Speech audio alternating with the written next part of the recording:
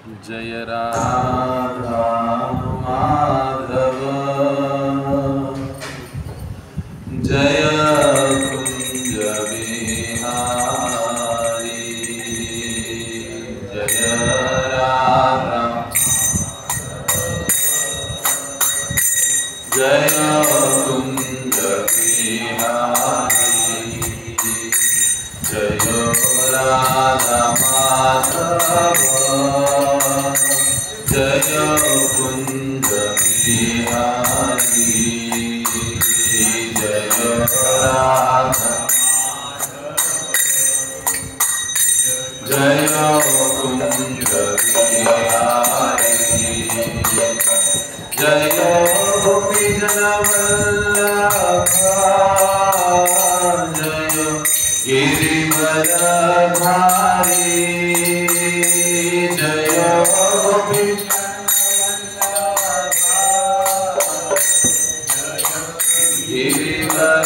गिरिवरधारी जय यशोदानंदन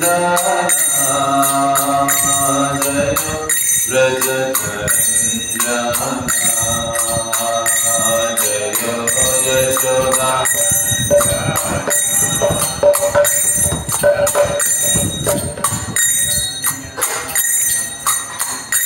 जय यशोदानंदन जय व्रजचंद्रन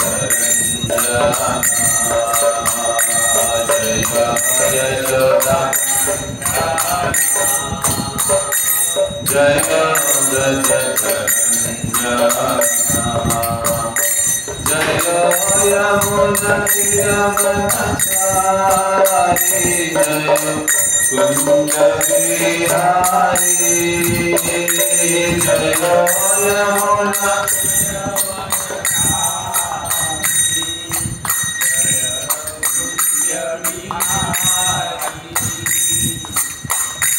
जय यमुना तीरवनचारी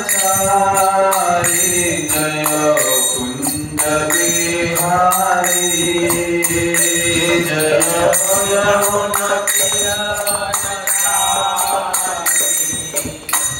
कुंज बिहारी जय राधा माधव जय कुंज बिहारी जय राधा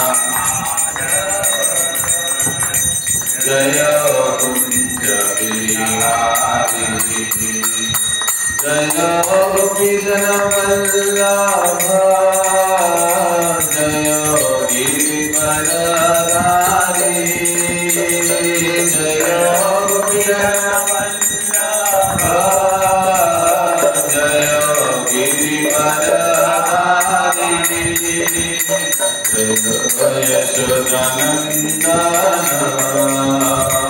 जय व्रजचंद्रन जय यशोदानंदन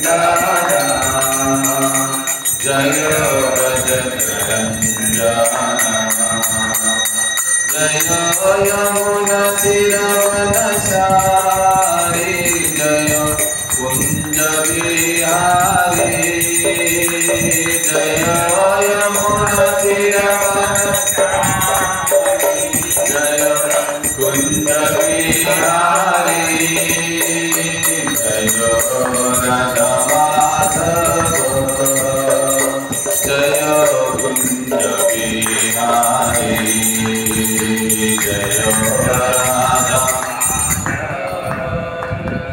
जय कुंज बिहारी हरे कृष्णा कृष्ण कृष्ण हरे हरे हरे राम राम राम हरे हरे हरे कृष्णा हरे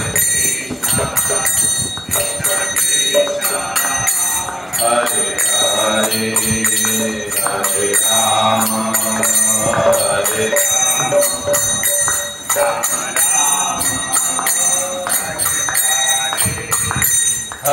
Krishna,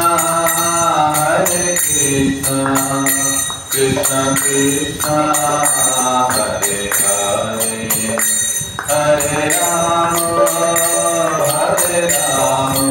Rama Rama, Hare Hare, Hare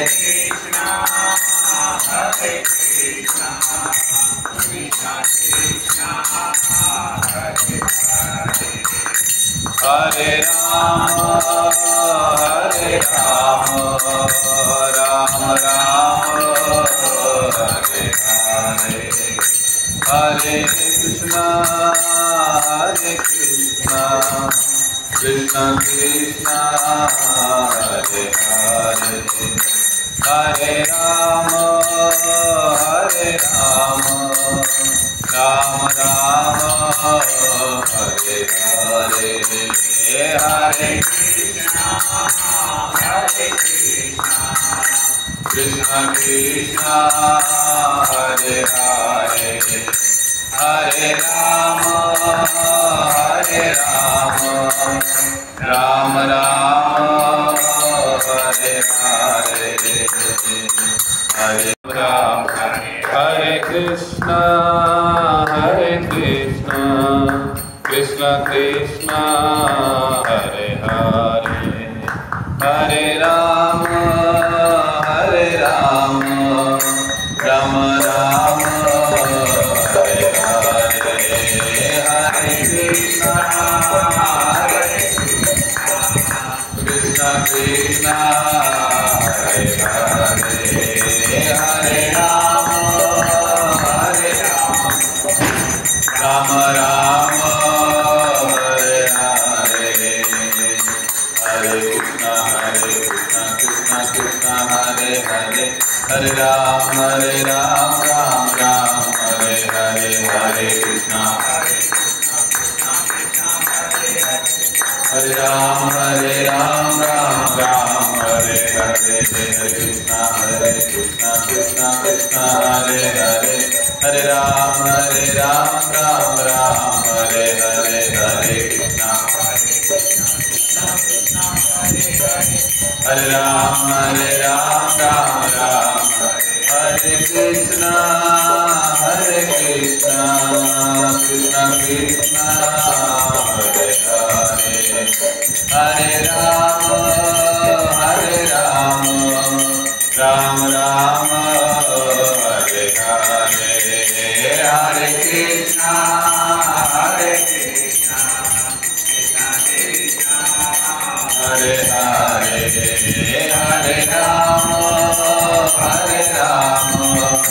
Ram Ram, Hare Hare, Jaya Radha Krishna Chandra, Radha Krishna Chandra Radhe, Jaya Radha Krishna Chandra, Radha Krishna Chandra Radhe, Jaya Radha Krishna Chandra, Radha Krishna Chandra Radhe, Jaya Radha Krishna Chandra, Radha Krishna Chandra Radhe, Jaya Gaura Nitai, Gaura Nitai, Gaura Nitai, Jaya Gaura Nitai, Bhagavate Vasudevaya. Namo Bhagavate Vasudevaya. Shrimad Bhagavad Gita अध्याय 4 श्लोक संख्या 7। बड़ा ही प्रसिद्ध श्लोक है गीता का, सभी पीछे दोहराएंगे। यदा यदा हि धर्मस्य ग्लानिर्भवति भारत अभ्युत्थानम् अधर्मस्य तदात्मानं सृजाम्यहम्। यदा यदा हि धर्मस्य ग्लानिर्भवति भारत अभ्युत्थानम् अधर्मस्य अधर्मस्य तदात्मानं सृजाम्यहम् परित्राणाय साधूनां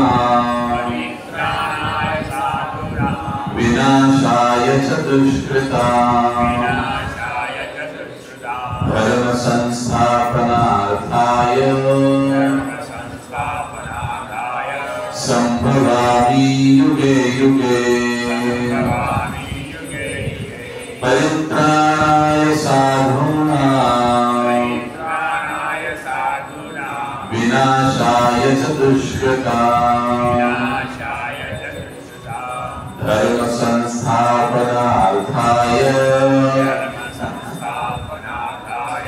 संभवामि युगे युगे।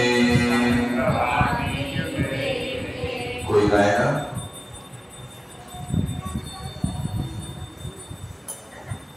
दोहराएगा कोई?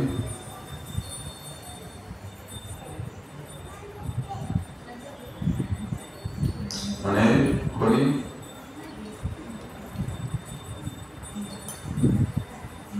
किसी को श्लोक किसी को याद है तो दोहरा सकता है।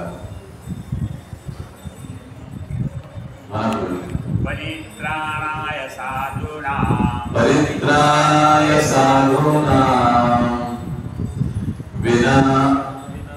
विनाशाय च दुष्कृतां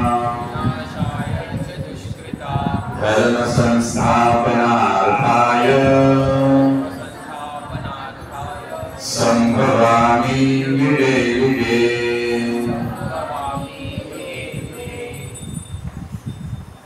क्या कह रहे हैं यहाँ पर भगवान? यदा यदा हि धर्मस्य ग्लानिर्भवति भारत।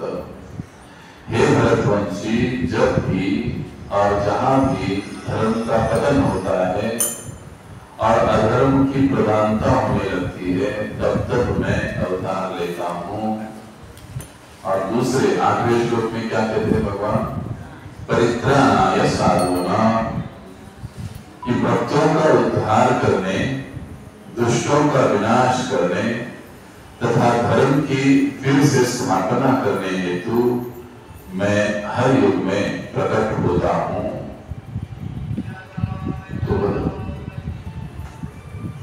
तो यहाँ देखिए भगवान अपने आने के कारण बताते हैं। जब भी धर्म की हानि होती है भगवान आते हैं, धर्म की स्थापना के लिए भगवान आते हैं, साधुओं की रक्षा करने के लिए भगवान आते हैं, विनाशों का नाश करने के लिए भगवान आते हैं, धर्म की स्थापना करने के लिए भगवान आते हैं। तो इस श्लोक में भगवान ने अपने आने के कारण गिनाए। कई बार प्रश्न होता है कि भगवान क्यों आते हैं, क्या कारण है भगवान आने के? तो जैसे गीता में भगवान ने संक्षेप में अपने कारण बताया, 4 ही कारण बताया। वैसे कई सारे कारण हैं। भागवत में हमको और भी कारण मिलते हैं कि भगवान क्यों प्रकट होते हैं। जैसे आपने पढ़ा होगा, आज हम भगवान क्यों जन्म लेते हैं, इसके 8 कारण देखेंगे कि भगवान क्यों आते हैं, क्या कारण है भगवान। वैसे देखो अभी इतनी बरसात हो रही है, बाहर कीचड़ है, तो हम हमारा सुखासीन घर छोड़कर मंदिर नहीं आना चाहते। तकलीफ की बात, आने में तकलीफ, जाने में तकलीफ, कीचड़ है, बरसात है, कैसे आएंगे। लेकिन भगवान अपना वैकुंठ जगत छोड़ के यहाँ पर आते हैं। वहां पर उनको लाइब्रेरी का टेंशन नहीं, गैस का टेंशन नहीं, किसी चीज का कोई टेंशन नहीं उनको, लेकिन वो वहां से यहाँ पर आते हैं। कुछ तो कारण होना चाहिए विशेष, क्यों भगवान यहाँ पर आते हैं। तो जैसे भगवान ने गीता में ये 4 कारण गिनाए, वैसे भागवत में हम लोग देखते हैं अलग अलग जो हमारे आचार्य हैं, संत महात्मा गण हैं, ये लोग हमको कई सारे कारण देते हैं कि भगवान क्यों आते हैं। और इसके माध्यम से हमको ये समझाते हैं कि भगवान किस लिए आते हैं, और भगवान अगर आते हैं तो फिर हमको क्या करना चाहिए, हमको क्या करना चाहिए, ये समझाते हैं। तो देखिए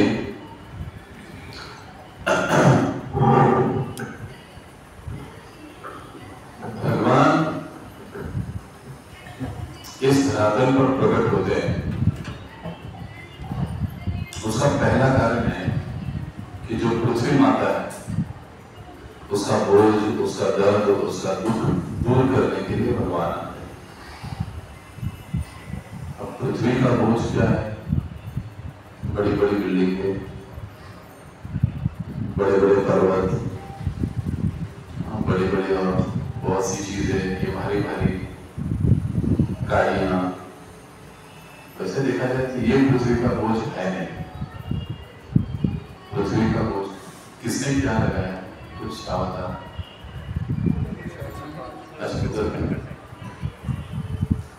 तो ये जो भार है ये पृथ्वी के लिए भार नहीं होता। पृथ्वी के लिए भार क्या होता है? जो मनुष्य जब पाप कर्म करते हैं वो उसके लिए बड़ा भार होता है। जो मनुष्य अन्याय अत्याचार जब होता है वो पृथ्वी के लिए बहुत बड़ा भार होता है, उसके लिए सहना मुश्किल होता है। यानी जब किसी अन्य को तकलीफ दी जाती है तो तकलीफ पृथ्वी माता को भी होती है। जब अधर्म की बात बढ़ती है या अधर्म जब बढ़ता है तब पृथ्वी को तकलीफ होती है। भक्तों को जब तकलीफ पहुंचती है तो पृथ्वी माता को तकलीफ होती है। असुरों की संख्या जब बढ़ती है, भगवान को मानने वाले कम, न मानने वाले ज्यादा। भगवान का गुणगान करने वाले कम, भगवान का गुणगान न करने वाले या निंदा करने वाले ज्यादा। ऐसे लोगों की जब संख्या बढ़ती है तब पृथ्वी दुखी होती है। क्यों दुखी होती है? क्योंकि उनको उसे खिलाना पिलाना पड़ता है ना। जो कुछ भी खाते पीते हैं वो कहां से आता है? पृथ्वी से आता है। और कभी भी पृथ्वी को हम माता कहते हैं। आज्ञाकारी बच्चे को खाना खिलाने में माँ को जितना आनंद होता है उतना बदमाश बच्चे को खिलाने में नहीं होता है। ये सच्चाई है, यहाँ पर माता भी बताए। लेकिन फिर भी वो खिलाती है उनको, ऐसा नहीं कि वो नहीं खिलाती है। लेकिन जो आज्ञाकारी बच्चा होगा उसके लिए वो आनंद के साथ। इसलिए जो भक्तों की जब संख्या अधिक होती है, जो अगर इससे पहले हम देखेंगे अनाज की कमी नहीं होती थी, वर्षा की कमी नहीं होती थी, सारी चीजें सही होती थी। क्यों? क्योंकि उस समय जो जनसंख्या या जो जनमानस था वो अधिकतर जनमानस हम देखते हैं कि भगवत भावना वाला था, भगवान को मानने वाला था। अभी जैसे जैसे हम आगे बढ़ रहे हैं वैसे वैसे वो संख्या कम हो रही है। हम उनको पागल करते, वो हमको पागल करते। अब ये बढ़ रहा है सर। तो जब ये सारी चीजें होती है तो पृथ्वी को दुख होता है, तकलीफ होती है। ठीक ऐसे ही जब असुरों की संख्या बढ़ी तो पृथ्वी माता को बड़ा ही दुख हुआ। हिरण्यकशिपु, हिरण्याक्ष इनके अत्याचार में पड़े। वो अपनी शिकायत लेकर पृथ्वी माता ब्रह्मा जी के पास चली गई कि देखो मेरी समस्या का कुछ तो हल निकालिए प्रभु, क्योंकि तो असुरों का अत्याचार इतना बढ़ रहा है और मुझसे बर्दाश्त नहीं हो रहा है। तो ब्रह्मा जी बोले भाई तुम्हारी जो समस्या है उस समस्या का समाधान मैं तो नहीं कर सकता हूँ। हम क्या करते हैं, बाकी मैं सभी देवी देवताओं को बुलाता हूँ, विशेष रूप से नारद मुनि इनको बुलाता हूँ, व्यास जी को बुलाता हूँ, सारे मुनियों को बुलाता हूँ, शिव जी को भी बुलाता हूँ और हम सब मिलकर जाएंगे क्षीर सागर में। सरनेम वाला क्षीर सागर, भगवान विष्णु का क्षीर सागर। उस क्षीर सागर में हम जाएंगे और भगवान विष्णु की प्रार्थना करेंगे। और जब हम उनकी प्रार्थना करेंगे तो भगवान हमारी जरूर मदद करेंगे। तो पृथ्वी माता कहती जैसे आपकी इच्छा। सब लोग निकलते हैं, क्षीर सागर के तट पर जाते हैं, जहां पर बड़े ही सुंदर रूप में भगवान नारायण विराजमान है शेष शैया पर। माता लक्ष्मी उनकी चरण सेवा कर रही है और ब्रह्मा जी क्योंकि सबसे बुजुर्ग है ब्रह्मा जी उम्र में, तो वो आगे जाते हैं। वो आगे जाकर भगवान नारायण की प्रार्थना करने लगते हैं।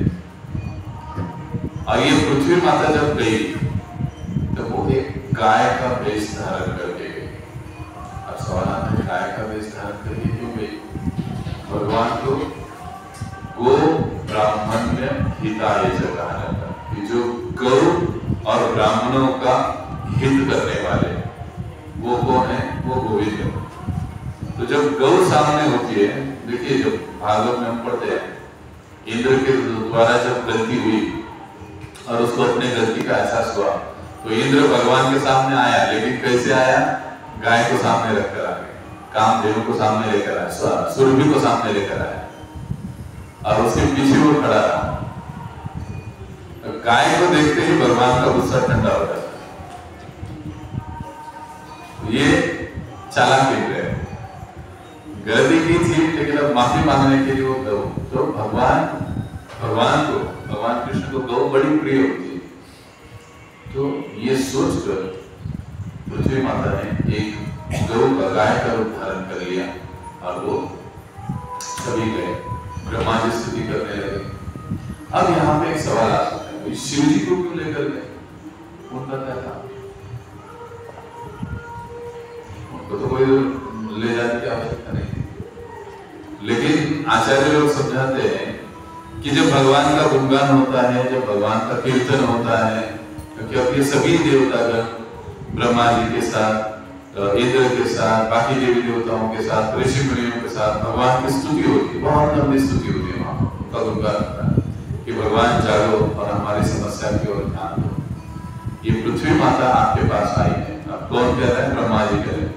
ब्रह्मा जी ये नहीं कह रहे कि मैं लेकर आया, ब्रह्मा जी कह रहे कि पृथ्वी माता आपके पास आई। कल मैं एक प्रवचन सुन रहा था, उसमें कह रहे थे प्रभु जी बता रहे थे कि किसी का दुख सुनना भी उसकी एक सेवा है। आजकल दुख कोई सुनना नहीं चाहता, वो कोई रोने लग गया कि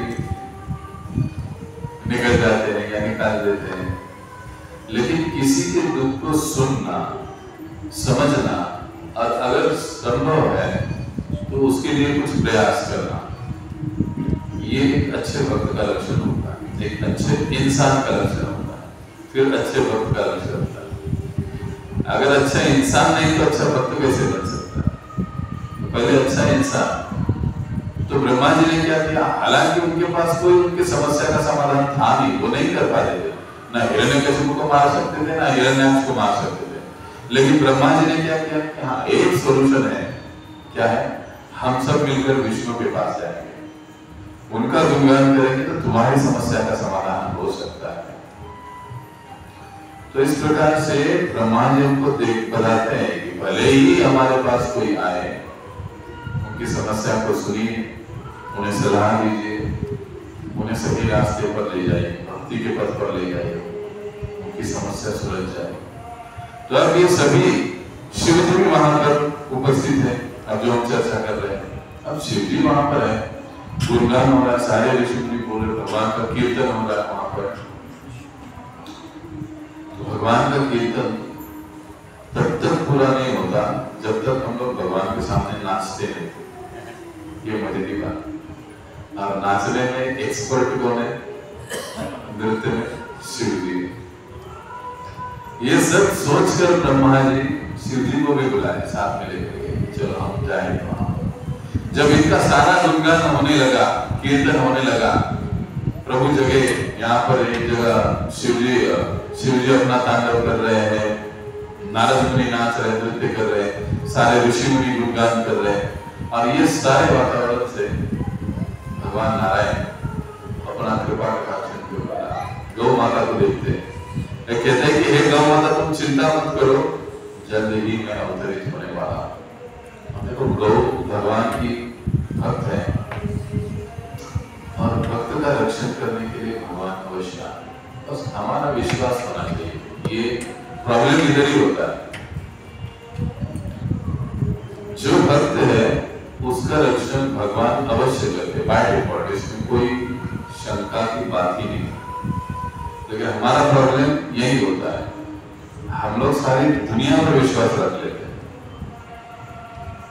देखो हम लोग सुबह उठते हैं, दांत घिसते हैं, कोलगेट कंपनी पर हमारा विश्वास होता है। कभी ये सोचा कोलगेट वालों ने इसमें अगर जहर मिलाया होगा तो?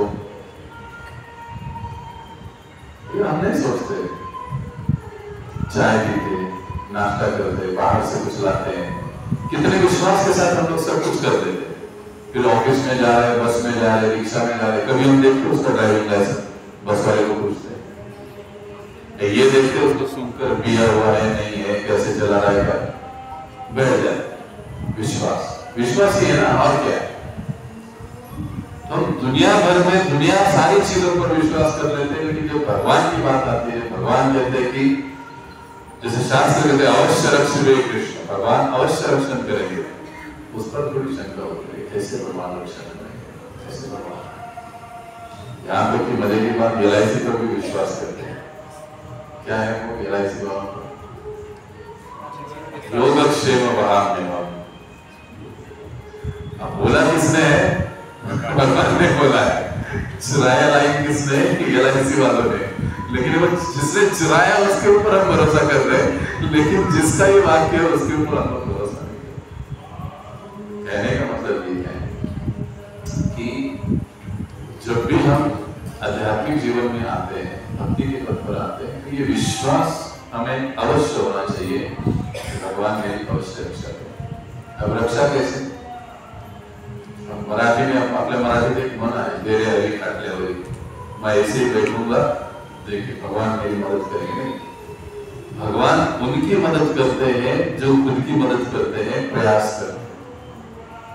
प्रयास हर कार्य के लिए जरूरी होता है। और जब हमारे प्रयास को भगवान देखते हैं कि इसका प्रयास बड़ा गंभीर है, बड़ा ही अच्छा है, भगवान मदद कर देते। इसलिए भक्ति का मतलब निष्कर्म हो जाना ऐसे नहीं, कार्य करते रहे। कार्य पृथ्वी माता ने क्या किया? तकलीफ हो रही है, ब्रह्मा जी के पास गए, उनसे निवेदन किया। ब्रह्मा जी ने कहा मेरे पास सोल्यूशन नहीं है भाई, विष्णु के पास जाएंगे, मान लिया। फिर उसने ये नहीं कहा नहीं विष्णु विष्णु क्यों, मैं शिव जी के पास जाना चाहती हूँ, मैं जेजूरी जाना चाहती हूँ। वो उसने कुछ नहीं कहा, जो कहा ब्रह्मा जी ने उसको उसने मान लिया और उनके अनुसार वो निकल गए। ये भी सबसे बड़ी बात। और फिर हम देखते भगवान ने उनको वचन दिया कि हे पृथ्वी तुम चिंता मत करो, मैं जल्द ही तुम्हारे दुखों का नाश करने के लिए आने वाला हूं। तो असुरों का वध करने के लिए भगवान आते हैं। मुकुंद मानस स्रोत में एक बढ़िया वाक्य श्लोक है, जयति जयति पृथ्वी भार नाशो मुकुंदो, कि जयति जयति, जय हो, किसकी जय हो? भार नाशो, पृथ्वी भार नाशो मुकुंदो, जो पृथ्वी के भार को नाश करते हैं ऐसे मुकुंद की जय हो। अब उनको मुकुंद भी कहा, वो केवल वजन नहीं ना कम कर दे, बल्कि जिसको वजन वो कम कर देते हैं उसको मुकुंद मुक्ति भी दे देते हैं। ये पहला कारण क्या था? पृथ्वी का बोझ हरने के लिए भगवान। दूसरा कारण क्या है? वैसे भगवान, हमने गीता का श्लोक पढ़ा, परित्राणाय साधूनां विनाशाय च दुष्कृतां, यानी जो दुष्ट है उनका नाश करने के लिए मैं आता हूं। अब यहाँ पर भगवान डायरेक्टली कर रहे हैं उनका नाश करने के लिए मैं आता हूं, लेकिन वास्तविक देखा जाए तो भगवान असुरों का कल्याण करने के लिए आते हैं। ये थोड़ी मजे की बात है।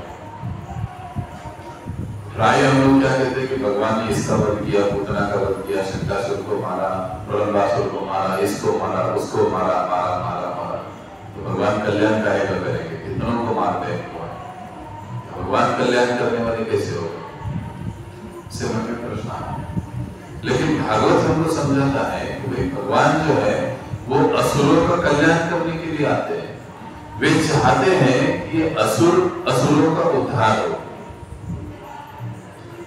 देखिए, नास्तिक जीवन जीना ये सुख का जीवन जीने की बात नहीं है। बहुत समय पहले हमने कहा, शराबी व्यक्ति जब कीचड़ में गिरता है तो उसको ऐसे लगता है मैं स्वर्ग में हूं। सही बात है, उसको लगता है मैं स्वर्ग में हूं। लेकिन जो होश में है उसको पता है कि भैया वो स्वर्ग में नहीं है, वो गटर में गिरा हुआ है। ठीक उसी प्रकार से कई बार हमको ऐसे लगता है कि भगवान को न मानने से, नास्तिकता युक्त जीवन जीने से हम लोग बड़े आनंद में हैं, सुख में हैं। लेकिन हम लोग, वे लोग सुख में है या नहीं है, ये कौन जानता है? जो होश में है। और होश में कौन है? भगवान के भक्त लोग, और भगवान तो है ही है। इसलिए भगवान कहते विनाशाय च दुष्कृता, नहीं तो क्यों मारने के लिए आते? भगवान को क्या पड़ी? हमारे गौरांग प्रभु जी कहते कि ऊपर बैठे बैठे भगवान सोचे कि श्रीधर माधव की धड़कन बंद करनी है तो यहीं पे ढेर हो जाओ, बाकी खत्म। क्योंकि परमात्मा रूप में भगवान तो हर एक के हृदय में है। भगवान को किसी को मारने के लिए आने की जरूरत ही नहीं है, वो बस इच्छा कर ले, आदमी कर्म हुए। लेकिन असुरों का उद्धार, कल्याण करने के लिए भगवान आते हैं। ऐसे कैसे? जब भगवान किसी असुर का वध करते हैं तो भगवान उस असुर को सीधा मुक्ति प्रदान करते हैं, सीधा मुक्ति प्रदान कर देते हैं। कितना आसान है गाली देकर।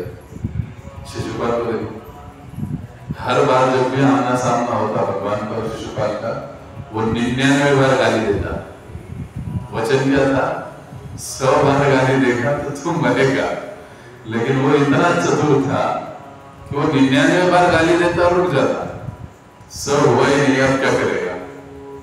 तू वचन तुम तोड़ नहीं सकते। तो 99 बार वो गाली देता है। ऐसे कितनी बार पूरा जीवन भर भगवान ने भी शिशुपाल को झेला। सोचने जैसी बात है। लेकिन लास्ट का हुआ जब राजस्व यज्ञ हुआ पांडवों का, खांडव प्रस्थ में इंद्रप्रस्थ बना, तब जब उसको बुलाया गया तो उसकी ईर्ष्या, उसका द्वेष इतना आ गया कि 99 कब हो गए उसको याद ही नहीं रहा। सीधे 103 चला गया और फिर सुदर्शन निकला, उसका काम बन गया। उस समय भागवत में हम देखते हैं कि शिशुपाल का आत्मा निकलकर भगवान में प्रवेश होता। इससे भगवान क्या समझाते हैं? इससे हमको ये चीज समझती है कि भगवान ऐसे असुरों को भी मारते हैं तो उनका उद्धार ही करते हैं। गड़बड़ क्या होती है? हम लोग इस भौतिक जगत का नियम भगवान को लगाते हैं। मारने वाला बुरा है, बचाने वाला अच्छा है। लेकिन भगवान के बारे में ये नियम लागू नहीं होता है।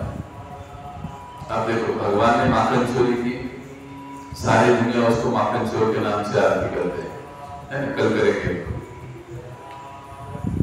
अगर मैं किसी के घर में जाऊं, फ्रिज खोलूं, अमूल बटर चुरा लूं तो मेरा आरती करेगा कोई? हो सकता है? ये हो ही नहीं सकता। अब देखिए, इससे हम लोग क्या समझते हैं? इससे हम लोग ये समझते हैं कि भगवान का हर कार्य दिव्य होता है और भगवान का हर कार्य उनको प्रसिद्धि देता है। किसी चीज को अगर मैं डर के भाग जाऊं तो लोग मुझे डरपोक कहेंगे। वही कृष्ण जब जरासंध को देखकर भागते तो उसको रणछोड़राय नाम से उनका मंदिर बना के पूजा होता। भगवान का हर कार्य, इसीलिए गीता में भगवान क्या कहते हैं? जन्म कर्म च मे दिव्यम। ये अर्जुन, मेरे जन्म और कर्म दोनों भी दिव्य हैं। मोटी बुद्धि वाले नहीं समझ सकते। भगवान जब किसी असुरों का वध करते इस प्रकार से तो वो उनको मुक्ति प्रदान करते हैं।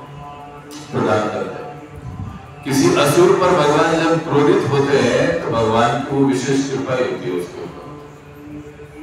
किसी को वध करते हैं उसके ऊपर विशेष कृपा है। लेकिन गड़बड़ क्या होती है? अरे नहीं, देखो एक प्रसंग याद करो महाभारत में। रथ का चक्र लिए भगवान और सीधा विष्णु के पितामह पर दौड़ पड़े। अब पितामह तो असुर थे नहीं, वो तो उनके भक्त थे। लेकिन जैसे ही उन्होंने देखा कि अरे साक्षात भगवान मुझे मारने के लिए आ गए, उन्होंने अपना धनुष बाण फेंक दिया, घुटने पे आ गए, हाथ जोड़ लिया, मैं यही तो चाहता हूं, मार दो ताकि मेरा इस सारे झमेले से छूट जाऊंगा। इससे हमको क्या समझते हैं? भगवान जिसका भी वध करते हैं उसका कल्याण हो जाता है। अब हम किसी का वध करेंगे ना उसका कल्याण होगा ना हमारा, हम जाएंगे जेल में, वो जाएगा कहीं नरक में कोई कल्याण नहीं होने वाला। इसलिए भगवान का अनुकरण हम नहीं कर सकते। अब यही चीज उल्टी देखो, सोचिए अगर ऐसे है तो हम लोग भगवान कैसे बन सकते हैं? कई बार हम कहते हैं ये सुनते लोगों को, हम भगवान है, 6 महीना जब करो तुम भगवान बन जाओ, मुझे एक आलिंगन दे दो तुम भी भगवान बन जाओ। कई सारी चीजें हम लोग सुनते रहते, लेकिन भगवान ने अपने आचरण से समझाया कैसे कोई भी भगवान नहीं बन सकता है। भगवान तो मैं ही हूं, यानी भगवान कृष्ण ही है, नारायण ही है। भगवान जब भी किसी का वध करते हैं, किसी पर क्रोध करते हैं, उसका कल्याण ही करते हैं। लेकिन जब किसी का वध कर देते इसका मतलब क्या भगवान उससे द्वेष करते हैं? नहीं। देखो गीता में फिर से भगवान कहते हैं कि सम्मोहम सर्वभूतानां न मे द्वेष्यस्ति न च प्रियः, कि अर्जुन इस जगत में ना तो मैं किसी का द्वेष करता हूं ना ही तो किसी से मैं अति प्यार करता हूं। मेरे लिए सब लोग समान। वैसे नहीं कि ये भक्त बन गया तो इसके सारे गुनाह माफ, वो असुर है तो उसके ऊपर फायदे नहीं। जिसका जैसे भगवान के साथ आदान प्रदान है, भगवान वैसे ही उसके साथ व्यवहार करते हैं। इसलिए तीसरा कारण शास्त्र हमको बताता है कि असुरों की इच्छा पूरी करने के लिए भगवान प्रकट होते हैं। अब असुरों की इच्छा पूरी करने के लिए मतलब कैसे? ऐसे भगवान हर जीव की इच्छा को पूरा करते हैं, चाहे वो भक्त हो अभक्त हो, कोई हर जीव की इच्छा को भगवान पूरा करते हैं। उसके प्रारब्ध भाग्य के अनुसार, उसके कर्म के अनुसार भगवान उसकी इच्छाओं को पूरा करते हैं। अब असुर खुद ही ऐसी इच्छा करते हैं। अब इसके लिए मैं आपको एक कथा बताता हूँ, कथा संक्षेप में बताऊंगा। हिरण्यकशिपु जब तपस्या करने के लिए निकल जाता है, उस वक्त कयाधु गर्भवती होती है, उसकी पत्नी, और उनके गर्भ में प्रहलाद होता है। और उस समय इंद्र को पता चलता है कि ये जो हिरण्यकशिपु अभी इतना अन्याय अत्याचार कर रहा है, इतना शक्तिशाली है, तो इसका बेटा कितना भयानक होगा, क्यों ना जन्म से पहले इसे मार दिया जाए। ये सोचकर उसने कयाधु का ही अपहरण कर लिया। कयाधु का अपहरण कर लिया, आकाश मार्ग से जैसे जा रहा था तो नारद मुनि बीच में मिल गए। नारद मुनि मिल गए तो कहा, अरे देवराज ये क्या कर रहे हो? ऐसी अवस्था में एक स्त्री का हरण, ये तो तुम्हें शोभा नहीं देता। अरे नहीं नहीं देवर्षि, तुम नहीं जानते, मैं क्या नहीं जानता। अरे इसका पिता इतना बदमाश है तो सोचो ये बच्चा कैसे होगा, हमको कितनी तकलीफ होगी, तो आने वाले संकट से पहले ही मैं इसको।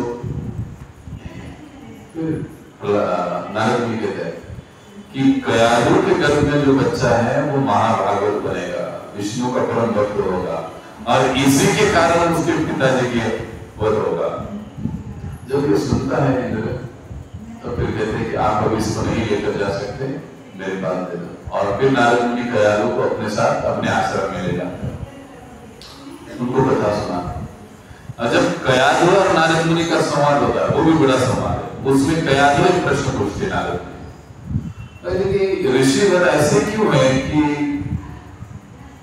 असुरों के प्रति भगवान को इतना द्वेष क्यों है, वो असुरों को मारते क्यों है? भगवान को तो ऐसे नहीं करना चाहिए, ये काम ठीक नहीं है असुरों को वध करना, किसी को सुदर्शन से, किसी को गदा से। मेरे देवर जी को तो गदा से मार दिया हिरण्याक्ष को, किसी को सुदर्शन से मार दिया, ये तो ठीक नहीं है। तो नारद मुनि बड़ा लंबा उत्तर देते, लेकिन उसका तात्पर्य बड़ा सुंदर है। प्रभुपाद जी बताते, वो कहते, नारद मुनि कहते हैं कि असुरों के कर्म ही ऐसे होते हैं कि वो, उनकी इच्छा ही होती है कि वो भगवान को अपना द्वेषी मान लेते हैं। वो खुद ही भगवान को अपना विरोधी या द्वेषी मान लेते हैं, और जब वे स्वयं भगवान भगवान को अपना विरोधी दृश्य मान लेते तो भगवान भी उनकी इच्छा को पूरी करते। ठीक है, मैं तेरा शत्रु तो मैं तेरा शत्रु। अगर आप जैसे कोई कहते हैं कि नहीं प्रभु हम आपके भक्त, तो भगवान कहते हैं यस तुम मेरे भक्त, तो नहीं तुम मेरे शत्रु। भगवान कहते ठीक है मैं तुम्हारा शत्रु। ये यथामाम प्रपद्यन्ते तांस्ते स्थैर्य वजाम्यहम् गीता में भगवान जो जिस भाव से मेरे पास आता है मैं उसके अनुसार उसके साथ व्यवहार करता हूँ। तो इस प्रकार से भगवान असुरों की ही जो द्वेष की इच्छा होती है, मारा काटी की इच्छा होती है, वो पूरा करने के लिए भगवान आते हैं। और इसी से चौथा कारण आप देखो यहाँ पे ये सवाल आ सकता है, यानी असुरों की इच्छा पूरी करने के लिए भगवान आते हैं, तो क्या असुरों के द्वारा भगवान बंधे हुए हैं? चौथा कारण आचार्य क्या बताते हैं कि भगवान अपनी इच्छा को पूरी करने के लिए आते हैं। भगवान अपनी इच्छा से आते हैं, अपने आनंद की वृद्धि करने के लिए भगवान आते हैं। एक बार किसी ने प्रभुपाद जी को प्रश्न किया, स्वामी जी अब दुनिया में इतना अन्याय अत्याचार बढ़ रहा है, भ्रष्टाचार बढ़ रहा है, क्यों आपके भगवान नहीं आते? तो प्रभुपाद जी ने उनकी ओर देखा, देखो आजकल के असुरों में उतना दम नहीं कि उनको मारने के लिए भगवान को आना पड़े, क्योंकि जितने सारे असुर है उसमें से आधे से ज्यादा असुर तो पहले ही मरे हुए हैं। कोई डायबिटीज से मरा हुआ है, कोई कैंसर से मरा हुआ है, कोई बीपी से मरा हुआ है। तो ऐसे मरे हुए को मारने के लिए भगवान को आने की जरूरत नहीं है। ठीक है, वो उनके कर्म तैयार कर रहे हैं, करने दो उनको, उनके लिए भगवान को आने की जरूरत नहीं है। तो प्रभुपाद जी से बड़े मजेदार जवाब देते कि असुरों में भी वैसा दम होना चाहिए। भगवान ये देखते हैं कि मेरे साथ बोलो श्री राधा कृष्णचंद्र भगवान की जय। भगवान ये देखते हैं कि मैं जिसके साथ युद्ध करने वाला हूँ वो भी मेरे बराबरी का थोड़ा है कि नहीं, कि लड़ाई करने में उतनी मजा आनी चाहिए। जैसे हम देखते हैं नरसिंह भगवान और हिरण्यकशिपु का युद्ध होता है, कभी हिरण्यकशिपु पीछे जाता है, कभी भगवान पीछे जाते हैं, कभी भगवान नीचे गिरते हैं, कभी हिरण्यकशिपु की गदा गिरती है, कभी भगवान की गिर जाती है। इसमें से भगवान आनंद, वीर रस का भगवान आनंद लेते हैं। भगवान अपनी इच्छा से जब उनको लगता है तभी वो असुरों का विनाश करने के लिए आते हैं। क्या मुझे जाना चाहिए? एक बार अब आपको थोड़ा सा मैं अकबर बिरबल की कहानी सुनाता हूँ। एक बार अकबर और बिरबल का आपस में चर्चा हो रहा। ऐसे ही अकबर कह रहा था, बिरबल तुम्हारे भगवान बड़े ही सस्ते हैं। बिरबल ने उसकी ओर देखा, अब देखा मतलब अदब के साथ देखा था। देखो तुम्हारे भगवानों को असुरों को मारने के लिए आना पड़ता है, तुम्हारे भक्तों को बचाने के लिए आना पड़ता है। बेचारे तुम्हारे भगवान कितना काम करते हैं, हमारे भगवान देखो तुम उनको आने की जरूरत ही नहीं पड़ती। तो बिरबल ने कहा, जहां पर आप जो कह रहे हो वो सच नहीं है। हमारे भगवान आते हैं क्योंकि भगवान भक्तों से बड़ा प्रेम करते हैं, इसके लिए वो उनके लिए आते हैं। वो स्वयं उनकी रक्षा करने के लिए आते हैं। अकबर बोला, मुझे ये तुम्हारा जवाब ही मुझे हजम नहीं हो रहा है कि खुद भगवान एक व्यक्ति के भक्त की रक्षा करने के लिए आए। वहां से तो बैठे बैठे भी कर सकते हैं, वो आने की क्या जरूरत है इतना? इसका मतलब तुम्हारे भगवान थोड़े कमजोर है, उनको आना पड़ता है। हमारे अल्लाह को देखो, वो बैठे बैठे ही सब कुछ चलाता है। अब बिरबल को भी बात लग गई, ठीक है, कुछ दिन रुक गए। अब एक दिन ऐसा आया कि अकबर अपने पोते के साथ नौका विहार के लिए निकल पड़ा, साथ में कुछ सैनिक के लिए, और हमेशा की तरह वो बिरबल को भी साथ रखता था, तो बिरबल को भी साथ ले गए। बिरबल सारी चीजों को देख रहा था, समझ रहा था। समुद्र में नौका विहार हुआ, नदी में नौका विहार हुआ, नदी में दूर दूर तक नौका चलती रही। अचानक से बात ये हो गई, किसी का ध्यान नहीं गया, अकबर का पोता सीधे पानी में गिर पड़ा। जैसे ही अकबर का पोता पानी में गिर पड़ा, सारे सैनिकों ने पीछे से छलांग लगाई, सब डर गए, अब हमारी खैर नहीं। अकबर भी जोर से चिल्लाने लगा, चिल्लाने के साथ साथ अकबर भी उसने भी पानी में छलांग लगाई। सारे सैनिक प्रयास कर रहे थे, लेकिन आखिरकार अकबर के हाथ में पोता लग गया। पोते को लेकर जैसे जैसे निकालते वो बोर्ड तक पहुंच गया, आ गया, हाथ पे बैठ गया, बिल्कुल देख रहा था उनको। तो अकबर को ये समझ नहीं आ रहा कि बिल्कुल ऐसा क्यों देख रहा है, वो कुछ बोल ही क्यों नहीं रहा है। तो कहने लगा, जहां आप बिल्कुल कहने लगा, जहां पर आप एक बात मेरे समझ में नहीं आई, 100 सैनिक कूद पड़े तुम्हारे एक इत्तू से बच्चे को बचाने के लिए, तुम्हारी कूदने की जरूरत क्या थी? सोचिए, जवाब को सोचिए। तपास से अकबर ने जवाब दिया, अरे मेरा पोता है, जितना प्यार में, जितनी तीव्रता से मैं उसको खोजूंगा, पकड़ूंगा, वो सैनिक थोड़ी ना पगार वाले करने वाले, लेकिन आखिर मिला तो मुझे ही ना। तो अब बिरबल ने पकड़ लिया। यही तो हम समझाना चाहते हैं भाई, कि जो हमारे भगवान है, वो भगवान ये सोचते कि ये मेरा है और मुझे ही इसको बचाना चाहिए, इसके लिए तो उसके लिए वो खुद आते हैं बचाने के लिए। जैसे आप अपने बच्चे को बचाने के लिए गए, भगवान भी वैसे अपने भक्त को बचाने के लिए स्वयं आते हैं। ये असुरों का नाश करना वगैरह तो वो सब बात की बात, वो उनके लिए कोई बहुत बड़ी बात नहीं, उनको मारने के लिए। इसलिए हमने जो श्लोक पढ़ा ना, उसके सीक्वेंस, उसके क्रम को देखिए। परित्राणाय साधूनां विनाशाय च दुष्कृतां। पहले भगवान ने विनाशाय च दुष्कृतां नहीं बोला, पहले क्या बोला? परित्राण, साधुओं की रक्षा करने के लिए मैं पहले आता हूं, उसके बाद वो मेरा दूसरा कौन काम। तो एक चौथा कारण है कि भगवान इस प्रकार से खुद की इच्छा पूरी करने के लिए आते हैं। जैसे पांचवा कारण बताया जाता है, छठा कारण बताया जाता है कि असुर वध के द्वारा भगवान भक्तों को आनंद देते हैं। हम लोग पिक्चर देखते हैं, भक्त लोग नहीं देखते, लेकिन हीरो जब विलन को मारता है तो ताली बजाते अच्छा मजा आता है, आनंद आता है। हीरो जब विलन को मारता है, भगवान जब असुरों को मारते हैं, उनका वध करते हैं, तो भक्तों को आनंद होता है कि अरे भगवान ने इन असुरों के अत्याचार से मेरा रक्षण किया, उनको आनंद होता है। जब भगवान के भक्त आनंदित हो जाते हैं, भगवान भी आनंदित हो जाते हैं।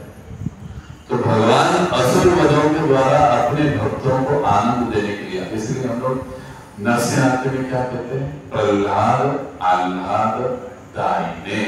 इसका मतलब प्रहलाद को आह्लाद आनंद देने वाले कौन है? नरसिंह भगवान आए किसके लिए? प्रहलाद को आनंद देने के लिए। अब कुछ अपने पिता की मृत्यु देखकर प्रहलाद को आनंद तो नहीं हुआ, लेकिन बाकी जितने हिरण्यकशिपु के आतंक से त्रस्त थे उनको आनंद हुआ। भरत अलग गया, मार दिया उसको। इस प्रकार से अपने भक्तों को आनंद देने के लिए भगवान आते हैं। जब भगवान किसी असुर का वध करते हैं तो भगवान उनकी स्तुति करते हैं, देवता उनकी स्तुति करते हैं, सारे देवता उनके ऊपर पुष्प वृष्टि बरसाते हैं और वो प्रसन्न होते हैं। रावण को मार दिया, कुंभकर्ण को मार दिया, हम लोग देखते हैं वो हमारे टाइम में वो रामायण चलता था, रामायण सागर जी का, कुंभकर्ण को मारा, ऊपर से फूल गिर गए। ये ऐसी कल्पना से बताई हुई बात नहीं है, ये रामायण में भी इसका वर्णन आता है कि जब भगवान असुरों का वध करते हैं तो देवता प्रसन्न होते हैं और उनको उनका गुणगान करते हैं, उनके ऊपर पुष्प वृष्टि करते हैं। तो ये भक्तों का प्रेम बढ़ाने के लिए भगवान आते हैं असुरों के वध के द्वारा।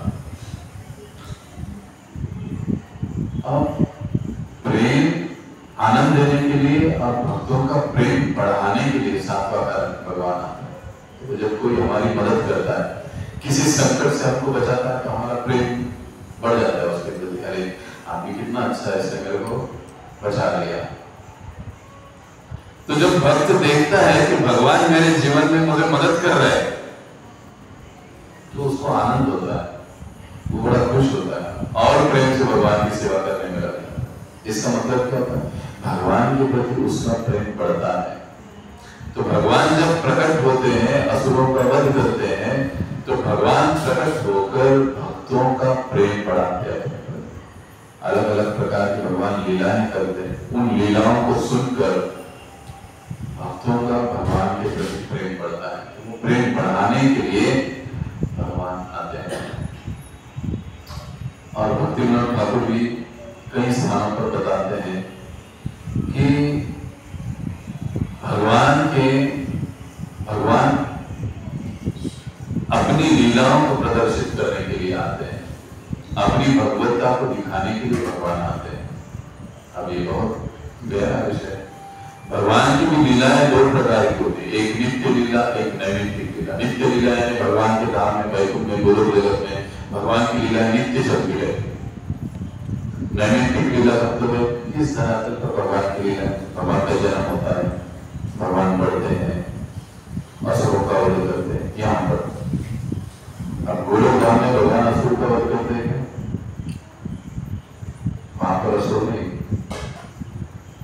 वहां पर सर्व नहीं, वहां पर भगवान जन्म लेते हैं नहीं। ये कुछ इसीलिए इसको कहा जाता है नैमित्तिक लीला। कभी कभार समय समय पर वो होती है। ऐसे इस धरातल पर भगवान प्रकट होते हैं, बढ़ते हैं, असुरों का वध करते हैं, द्वारका चले जाते हैं, द्वारका में रहते हैं, मथुरा चले जाते हैं। ऐसी लीलाएं ये नैमित्तिक लीलाएं हैं। तो इस प्रकार से अपनी अलग अलग लीलाओं का आस्वादन लेने के लिए, देने के लिए भगवान प्रकट होते हैं। वही भगवान जब कलयुग में आते हैं तो किसके रूप में आते हैं?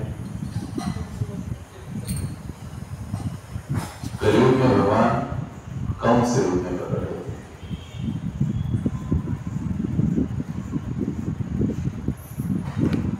कलयुग में भगवान आए कि नहीं आए?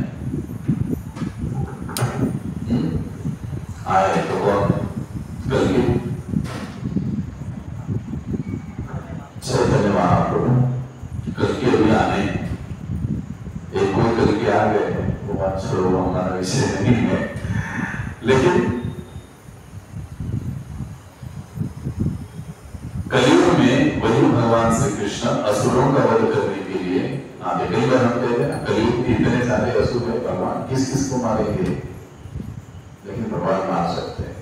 वही भगवान श्री कृष्ण बलराम जी के साथ कलयुग में चैतन्य महाप्रभु और नित्यानंद के रूप में प्रकट होते हैं। और उनका अस्त्र क्या होता है? हरे कृष्णा कृष्णा कृष्णा हरे हरे, हरे राम राम राम हरे हरे। ये उनका अस्त्र है। सुदर्शन नहीं, गदा नहीं, तलवार नहीं, ये उनका अस्त्र नहीं है। अच्छा, ये चैतन्य महाप्रभु भगवान के अवतार नित्यानंद प्रभु असुरों को नहीं मारते। असुरों की जो आसुरी प्रवृत्ति है उसको मारते। जैसे कहावत कहते हैं ना, बीमार से द्वेष नहीं करना चाहिए, उसकी बीमारी से द्वेष करना चाहिए। से कोई बुरा है, उस व्यक्ति का द्वेष करने की बजाय उसके अंदर की जो बुराई है उसके प्रति हमको काम करना चाहिए। तो चैतन्य महाप्रभु क्या कहते हैं, इस हरिनाम को देकर सारी बुरी प्रवृत्ति उसकी निकाल देते हैं। असुर को क्या बनाते हैं? सुर बना देते। हम लोग भी कुछ समय पहले असुर थे, लेकिन चैतन्य महाप्रभु की कृपा हो गई, भगवान का नाम मिल गया, सुर बन गए। उन्होंने क्या कर दिया? बिना अस्त्र, बिना धार हमको आजादी दे दी। वो नहीं आजादी नहीं, 15 अगस्त वाली, हमें मुक्ति के पथ पर अग्रसर करवा दिया। साक्षात्कार के पथ पर हमको चैतन्य महाप्रभु ने ये नाम देकर अग्रसर करवा दिया, आगे बढ़ा दिया हमको। तो ये कलयुग में वो भगवान चैतन्य महाप्रभु के रूप में आते हैं। और जब भगवान, जैसे कल जन्माष्टमी हम लोग मना रहे, अधिक से अधिक संख्या में आप आइए, सेवा में भाग लीजिए। कल अधिक से अधिक जप करने का प्रयास कीजिए। कल जितना हो सके मंदिर में रहिए, व्रत कीजिए। जन्माष्टमी का व्रत का एक अलग अपना महिमा होता है। सुबह से लेकर दोपहर तक एकादशी का खा सकते हो।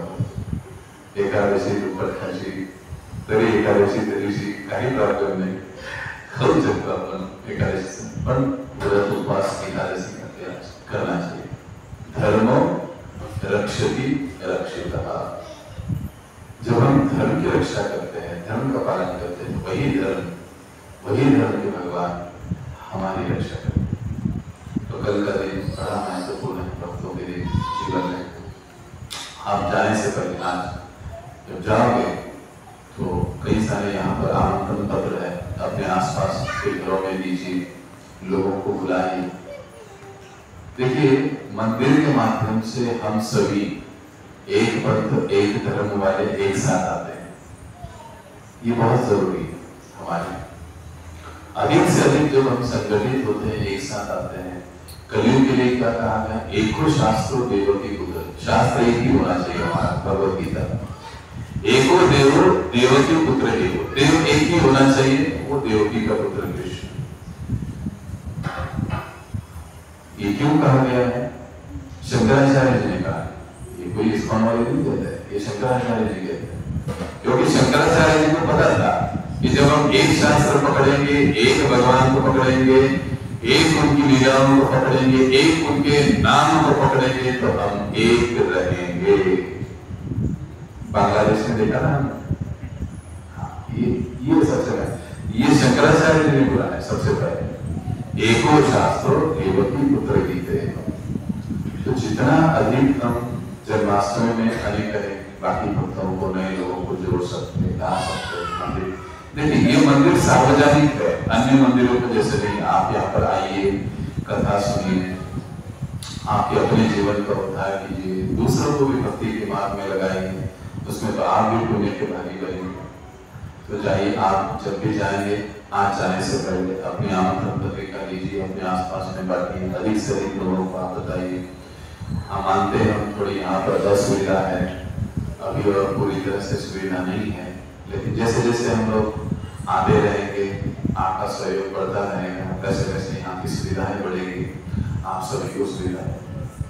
और हम बहुत अच्छे से यहाँ पर नाम कीर्तन कर पाएंगे, भगवान की कथा कीर्तन सुन पाएंगे। ये हुई एक बात। तो अधिक से अधिक संख्या में कल सुबह 5:30 बजे यहाँ पर भगवान का मंगल आरती होगा। विशेष तो आप सुबह 5:30 बजे उपस्थित हो सकते हैं। सुबह मंगल आरती के बाद सभी हम एक साथ बैठकर नाम जप करेंगे, मंत्र ध्यान साधना वो होगा, क्योंकि कल का दिन बड़ा विशेष है। 20 करोड़ अश्वमेध यज्ञ करने के बाद जो फल पुण्य प्राप्त होगा, वो केवल जन्माष्टमी का व्रत पालन करने से होगा।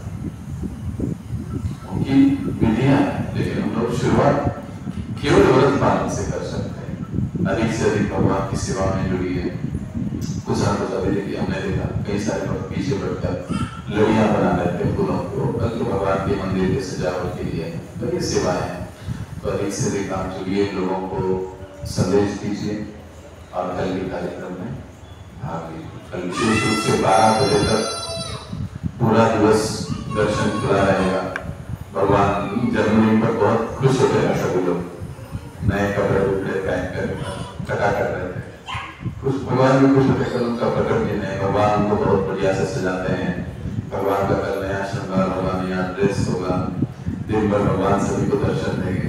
कल के दिन हम जो भी मांगेंगे, कोई भी पार्टी मांगता है बर्थडे के दिन तो दे देते हैं, दे दिया। उसे भगवान को जब हम कुछ प्रार्थना करते हैं, भगवान प्रसन्न होते हैं। ऐसे समय में हमको भगवान को कुछ बोलना चाहिए कि मुझे क्या बोलना चाहिए, धनम दे, मेरी 4 मंजिल होनी चाहिए, मर्सिडीज आनी चाहिए, ये तो ठीक है बात, भगवान ये सब दे देते हैं। लेकिन हमारे आत्मा के कल्याण के बाद क्या है? कल का दिन बड़ा विशेष है। कल हमको प्रार्थना करनी चाहिए कि प्रभु आपके नाम के प्रति हमको रुचि उत्पन्न हो, इस धर्म के मार्ग में, इस अध्यात्म के मार्ग में, भक्ति के मार्ग में हम लोग आगे बढ़े, ऐसी कृपा हम पर करना। आपकी सेवा हमसे हो, ऐसी कृपा हम पर करना। ये हमको भगवान से कल विशेष रूप से बोलना चाहिए। फिर बच्चों को जो जरूरत होती है, बाकी ना पॉकेट मनी चाहिए, शूज चाहिए, कुछ और चाहिए, वो तो माता पिता देते ही है। बस पहले उनका आज्ञाकारी बनना जरूरी है। जब हम बन जाएंगे बाकी सारी चीजें होती है। तो कल आप सभी उपस्थित रहिए। शाम को 4 साढ़े 4 बजे से कार्यक्रम चालू होगा। सुबह का मंगल आरती तो होगा ही, फिर 10 बजे बढ़िया भगवान का महाअभिषेक होगा। उस अभिषेक को देखिए, अनुभव कीजिए उसका। बढ़िया कीर्तन होगा, कीर्तन में सम्मिलित होइए। 12 बजे महाआरती होगा, विशेष दर्शन होगा।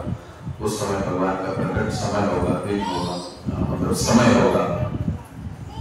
भक्त लोग कीर्तन के साथ, नृत्य के साथ भगवान का स्वागत करेंगे।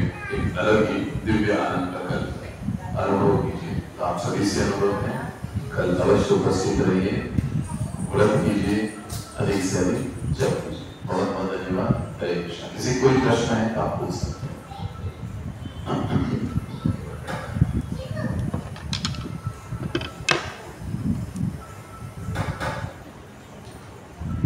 कोई प्रश्न नहीं तो यहाँ पर बोलेंगे। बहुत बहुत धन्यवाद। हरे कृष्ण। जगद्गुरु श्रील प्रभुपाद की जय। बोलो श्री कृष्ण जन्माष्टमी महोत्सव की जय। ये हमारी तीसरी जन्माष्टमी, दूसरा वर्धापन दिन भगवान का, यानी यहाँ पर भगवान की स्थापना होकर ये अब कल का भगवान का वास्तविक बर्थडे है। ये दूसरा बर्थडे है कल भगवान का। तो कल बड़े ही प्रेम के साथ हमको भगवान को विश करने के लिए आना है, भगवान को शुभेच्छा देने के लिए आना है। भगवान को हम आते हुए कुछ गिफ्ट भी लेकर आ सकते हैं, फल, फ्रूट, जो भी आप अपनी इच्छा से भगवान को लाना चाहते हैं आप ला सकते हैं। ये प्रेम का आदान प्रदान है। देखिए, हम किसी पर प्रेम करते हैं तो उसका कुछ आदान प्रदान होता है।